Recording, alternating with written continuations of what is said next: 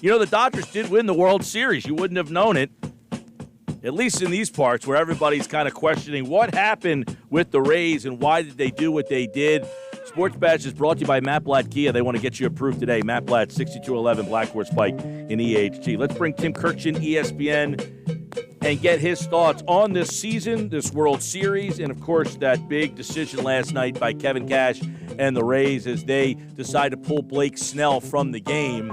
And it's getting a lot of reaction, Tim. I'd like to hear what you think. I mean, the direction of this game going forward, if we're going to see that kind of stuff in a World Series, is that good, bad, and different for baseball? Well, it's amazing that this is the first question instead of the Dodgers winning the World Series. And I know it's the first question everybody asks today, so it's not a good thing. That should not have happened last night, but this is where we are in the game today. And the fact that it happened in Game 6 of the World Series, maybe it will start to bring some light to a problem, I believe, that's been going on in baseball for at least the last 5 years. We have taken the human element out of the game. We have lost our feel for the game. There is simply no way that kid should have come out of that game last night, but the computer printout suggests he should, and that the Rays are better if they take the best player on the field last night out of the game after 18 batters, 9 strikeouts, and 1 hard-hit ball. I was not surprised, but I was, again, very disappointed that this is where we are in the game, that there's no feel for this anymore, and we're not watching the games anymore, because if you were watching the games last night, there's no way you take that guy out and bring in a reliever who was fabulous during the regular season, not very good during the postseason, but this is the way that the Rays do things. They stuck to their plan, and it was a bad idea. Yeah, it definitely didn't work out. And I'm someone who is sort of being, like, I'm embracing the analytical approach more than I ever have before. So I look at it as they went to Game 6 of the World Series against a team that can spend way more money than them, and they utilize similar things. Andrew Friedman coming from the Rays to the Dodgers, I guess I can't fault them for doing what got them to that situation. It's hard for me to say, well, you went with your guns. You went with what got you this far. I'm disappointed in you. So I can see both sides, though. It's not like I would be mad if Blake Snell stayed in the game. Right, and I totally understand there are two sides to this, and there is no way on earth that the Rays would have gone 40-20 doing it any other way than they've done it this year. My point, though, is if you're going to beat a team that's better than you, in this case the Dodgers, you're going to have to try something different. You're going to have to veer from the pattern, and last night they should have said, our best chance to win this game is Blake Snell. Now, it doesn't mean if he'd stayed in, he would have won, and there is no way on earth you could say, oh, the Rays lost the World Series because of that. But when you're facing a team that's better than you and has better players than you, sometimes you have to take a chance. And that was a really calculated risk last night to stay with a guy who was as good as Blake Snell was.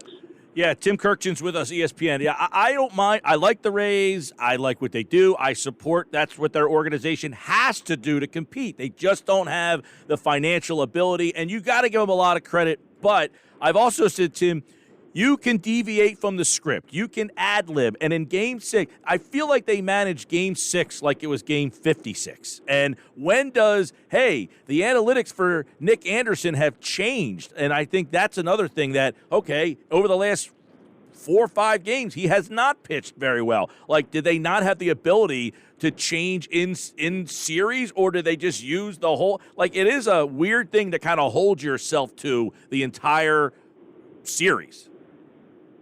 Yes, and let's also be clear about this. They're not the only team that's doing this. Every team is doing this. And that's part of my concern and my worry is that the analytics have just drained the life out of parts of the game. It has taken the art away from the game, and it has just made it a very robotic game now. And you're right, that reliever is really good, Nick Anderson. but he gave up a run in 7 consecutive postseason appearances. No reliever has ever done that. He's not the same pitcher who was dominant all summer long, and they had to read that. And Blake Snell, yes, has not pitched 7 innings in a game this year, but he threw 73 pitches. Maybe he could have done something last night that was, against the script. And I'm all for trying something new when you're trying to beat a team like the Dodgers. What are your thoughts on Kevin Cash's post-game comments saying that was not part of the plan? See, for me, I feel, I don't know, maybe he misspoke because the plan is always for this team. You don't want to have your starters go 3 times through the batting order. So to me, you did stick with your plan. That is your plan. That's the identity of the Rays. Right, and yet, interestingly, they left Tyler Glasnow in for 112 pitches earlier in the World Series, and he didn't pitch very well. So every script is a little bit different, and Kevin Cash is a great manager. Not a good manager, he's a great manager. But there had to be a script before that game that third time around, 20 batters, 18 batters, we're going to have to go to the bullpen. Again, I'm just saying, if we had been watching the game and really reacting to what's going on, you just can't take that guy out in that situation when your bullpen just isn't the same bullpen that it was even 3 weeks ago. ESPN's Tim Kurkjian. Now, secretly, were baseball owners rooting for the Rays, saying, look, you don't have to spend money. You don't have to pay that big free agent. You can do it if you're smart. Were people rooting for the Rays? Were baseball people rooting for the Rays?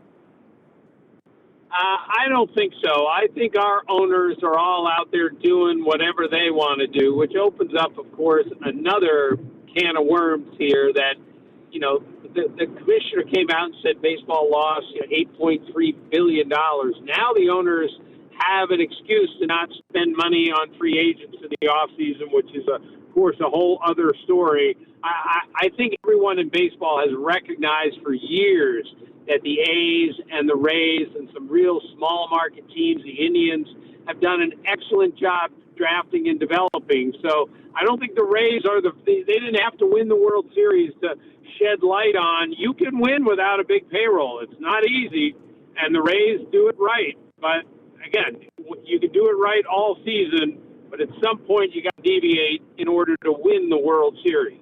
Yeah, and real quick, I do want to ask you a quick question regarding the Dodgers who won this thing, obviously, and it's a great story. They've been knocking on the door.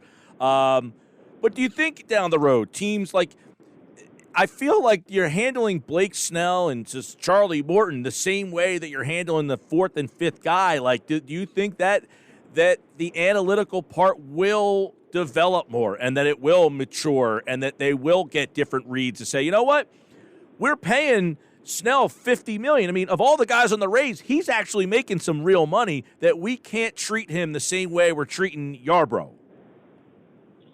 Well, I certainly hope that's the case. And again, because this is such a controversial topic, maybe some of our analytics people will look at this and say, of course you have to treat Blake Snell differently than your 4 or 5 starter because he has spectacular stuff and he is a former Cy Young winner, 27 years old, 6'4", 225. My goodness, he can go more than 73 pitches. But again, this is my concern with the analytic community, which I love, by the way. They add so much to the game in so many ways. But when arrogance takes over and they really believe they have all the answers and they found a better way to determine how to make a roster and how to make a pitching change, that's what worries me is not all the answers are on that computer screen.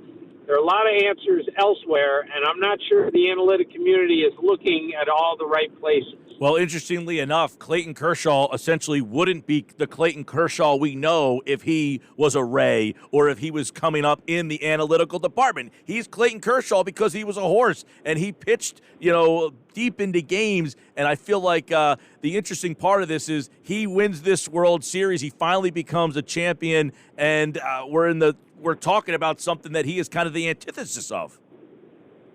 Right. Well, that's the point, though. I'm so happy. I'm not rooting for anybody or anything, but I'm happy for Clayton Kershaw, and I'm happy for the Dodgers. And now we can turn the page and talk about something else.